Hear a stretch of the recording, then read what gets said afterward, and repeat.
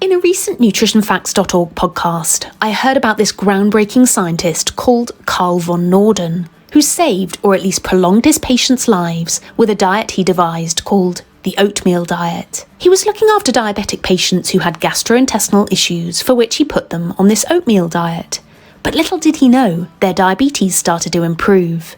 He then published his amazing findings. Here's the diet he prescribed. It was 250 grams of oatmeal, 300 grams of butter, and 100 grams of vegetables. As we'll see in recent decades, however, this approach has been modified, with some physicians omitting butter from the diet.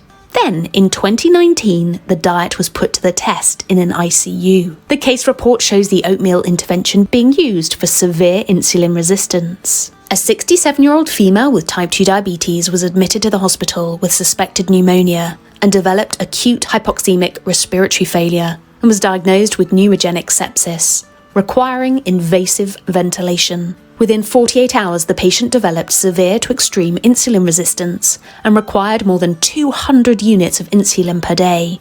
Based on the Norden diet, a modified, hypercaloric, 700 calories, and plant-based dietary oatmeal intervention was performed to break insulin resistance and to improve glycemic control. For 2 days, the patient received a low-fat diet that restricted carbohydrates to 180 grams of whole grain oats and a small amount of vegetables, 60 grams. Presumably it was liquefied, as it was given via a nasogastric tube.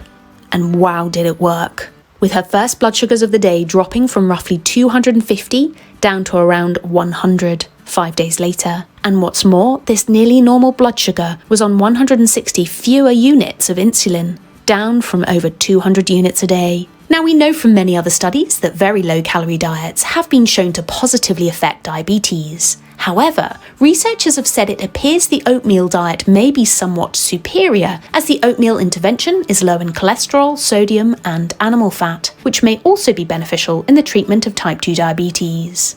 Now, this diet has to be done under close medical supervision for those on blood sugar medication, because if this woman had done it at home and, say, was still getting her 200 units of insulin, her sugars would have crashed so severely she would have died.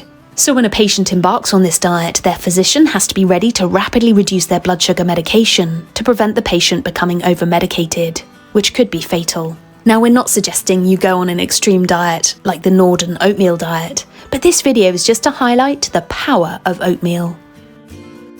Thank you so much for watching. If you liked the video, please give it a thumbs up, leave a comment below and subscribe for more upcoming videos.